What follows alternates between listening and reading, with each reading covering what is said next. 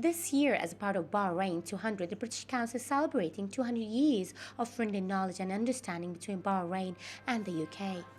To mark this occasion, 6 musicians from the British Paraorchestra performed in Bahrain at Sheikh Ibrahim Center for Culture and Research and gave a workshop at St. Christopher's School.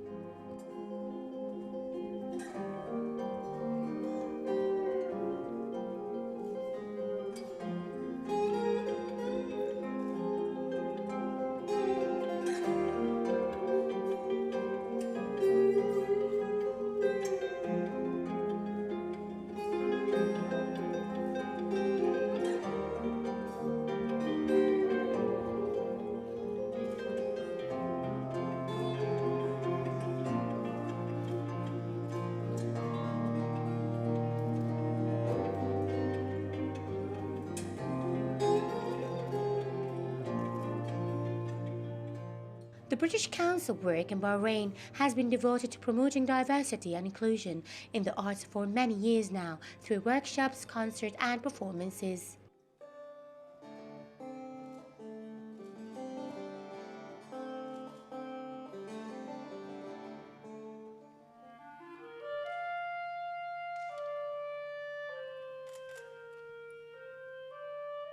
Members of British Paraorchestra led by founder Charles Hazelwood gave a public preview of their enchanting sextet ensemble at St. Christopher's School in Saar. Around 40 people attended the event, including RIA Institute of Bahrain staff and students. Let me just say that this 2016 marks the 200th anniversary of diplomatic relations between the UK and Bahrain. And so we have a series of events running throughout the year, working with the British Embassy, the government of Bahrain, the Ministry of Foreign Affairs, and this is one of those events. The British Paraorchestra were founded in 2012 by Charles Hazelwood, and they were founded to try to break down the barriers between the performers and the audience. Remember, these are a group of musicians with various disabilities, but nevertheless an extremely experienced group. They played in London 2012 with Coldplay. They've headlined many very large events. So they've come here to inspire young people with a variety of abilities to play and enjoy music. As I say, this is a series of events. This workshop today is with a group of children and teachers from schools with special needs, designed to inspire them and what they can achieve. Tomorrow we have a talk at my house, at my residence, where the founder of the Paraorchestra will talk about the reasons behind the orchestra, how it was founded and what they aim to achieve. And then on Saturday there's a performance by the orchestra at the Sheikh Ibrahim Center in Muharraq. And we hope that this taster with 6 of the musicians will be a prelude to the full ensemble coming out later in the year. And the British Council are working with the Authority for Culture and Antiquities in Bahrain on a series of events throughout the year, which will include more events like this. I think by making sure that we target the right audiences, by targeting young people with an interest in the subject, for example school children from special needs schools who are studying music, by involving our counterparts in Bahrain, which is why we're working closely with the Authority of Culture, the Ministry of Education, the Ministry of Foreign Affairs and various other government bodies, schools, universities and so on in Bahrain. We've got a couple of scholarship events, leadership and entrepreneurship programs which involve UK experts coming out and talking to people here and offering opportunities for Bahrainis to go to the UK. Recently we had the London Fashion Week, and the British Council sent a designer from Bahrain, and Hala Gegaso won the Best Design Award for Bahrain. I would like to thank the British Paraorchestra for coming here, and I'd like to thank Bahrain government for partnering the UK and for being such good friends over the last 200 years.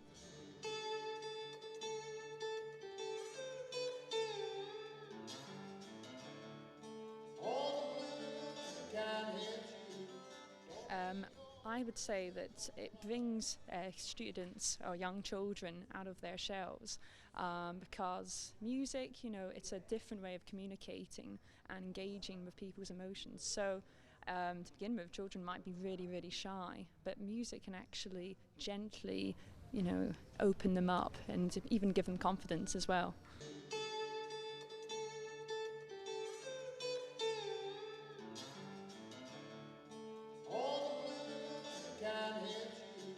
The British Paraorchestra began in 2012, founded by conductor Charles Haswood, with a mission to showcase disabled musicians and remove the barriers that can often exist between them and performance.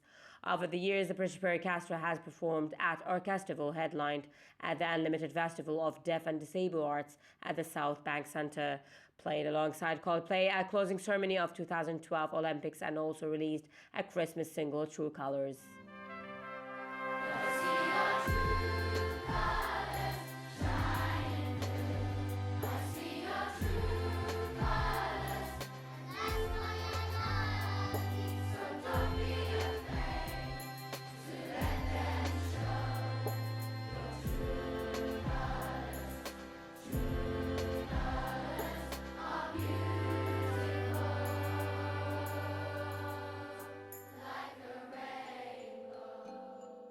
The combination of his outstanding musical talent and versatility as a conductor and his passion for bringing classical music to the widest possible audience has led to a significant profile as a conductor in the British media and around the world. Following his studies at Christ Hospital and Oxford University, Hazelwood won first prize at European Broadcasting Union conducting competition in Lisbon in 1995. Charles has conducted over 100 orchestral world premieres, worked with the robust new South African vocal talent, and collaborated with the clock dancers, bell ringers, grime MCs, drum and bass producers, and pop artists, most recently Professor Green and Labyrinth. In 2012, Hazelwood launched the British Paraorchestra, the first ensemble of its kind in the world. The Paraorchestra has two objectives: to create a platform for highly talented musicians with disability, and to change the perspective of the world, just as the Paralympics movement has in sport. The British Paraorchestra made their debut at the closing ceremony of London 2012 Paralympic. They released their first single, True Colours, in December 2012. It's the very first time we've been to Bahrain, and we're so happy to be here. The British Paraorchestra plays an incredibly broad range of different kinds of music. And the first thing to understand is it's not a conventional orchestra. It doesn't just have oboes and violins and violas. It has sitar, it has laptop players, who play drum and bass music. It has Celtic harp, it has recorders, it has lap steel guitar. So it's about the most eclectic orchestra that ever existed. So you can probably imagine we play everything from Baroque music to mid-American blues to Celtic folk music to English Renaissance music. I mean, you name it, the whole world of music rolled into one. That's the British Paraorchestra. The idea for it came because my youngest child was born with cerebral palsy. So very quickly she started to make me think why it was that as a conductor, which is my normal job, and I conduct orchestras all over the world, why was it that there were no musicians with disability in any of those orchestras? So I started to think a little bit harder about it, and I came to realize that it's because the world has not thought about this issue. The world has not therefore ploughed resource and time and inspiration into how we lift up musicians who happen to be disabled so that they get the training they need, they get the funding they need, they get the equipment they need in order to flourish as musicians. So the British Paraorchestra was born in order to make a very big noise about this issue. It was very, very lovely for us to play in St Christopher's School. It was the first thing we did when we arrived in Bahrain. And there was an immediate rapport, there was an immediate sense of connectivity, of warmth, of sharing of ideas, of sharing of ideals. I mean, look, these musicians, they inflame the hearts of anybody they play for because A, they are world-class musicians, and B, they are doing it in spite of being disabled. So anyone, you'd have to have a heart of stone not to be moved and inspired and inflamed by that. So I would say we had a really hot time at St Christopher's School. It was incredibly special for the British Paraorchestra to make its debut performance at the closing ceremony of the London 2012 Paralympic Games. Now Coldplay, who are a very famous band, they were already contracted to be the main entertainment for the closing ceremony. And when we were birthing the idea of the British Paraorchestra, it was Coldplay more than anyone else who said, these guys must perform. Not optional, they must perform at the closing ceremony. So thanks to Coldplay, the Paraorchestra were welcomed into the whole ceremony, and they played with Coldplay and they played in their own right. So it was an incredible moment upon which to launch this idea. Led by Charles Hazelwood, 17 performers make up the Paraorchestra.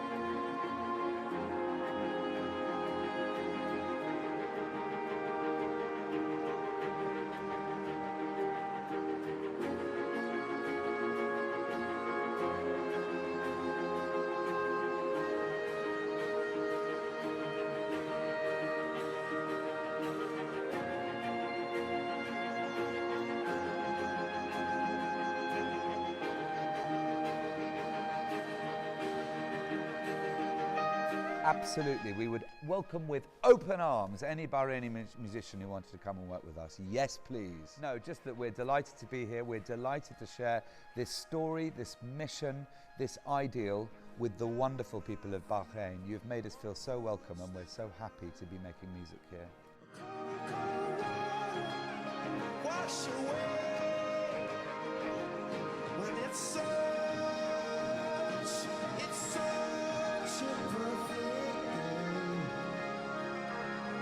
It's such a perfect day.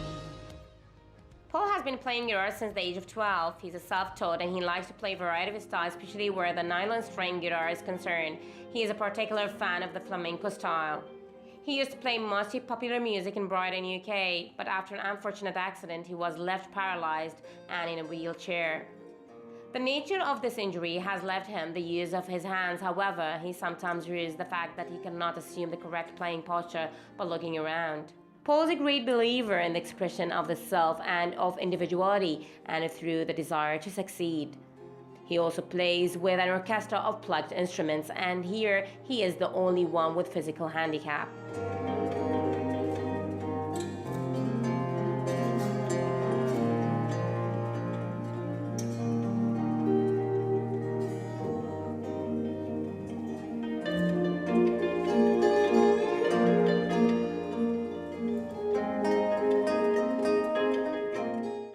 A harper, singer and composer, Steph has a love of dancing rhythms, vivid chords and a free-flowing melody. She performs solo, playing in a variety of bands and projects from the British Paraorchestra to Emily and the Tunesmiths. Steph also teaches harp and traditional music and involved with the Irish and English folk and harp communities in the southeast of England. She helps run youth folk art project Shooting Roots, which is 21 this year. In 2012, Steph joined the British Paraorchestra, performing with them at the Paralympics closing ceremony and the Queen's speech. Also in 2012, the Paraorchestra traveled and performed in Qatar at the Qatar Opera House.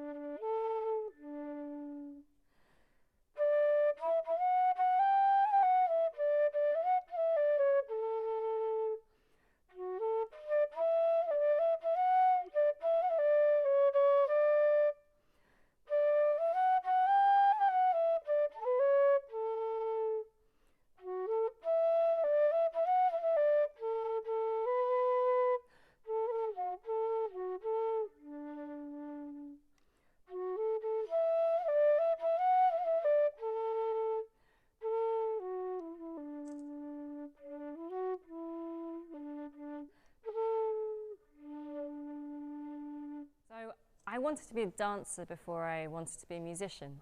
So I really kind of fell in love with movement, and really music is kind of part of that for me. In terms of people that I've really loved listening to, there's so many, but I remember falling in love with playing inside an orchestra when I was about 13 or 14. Back then I played the violin, not very good at the violin.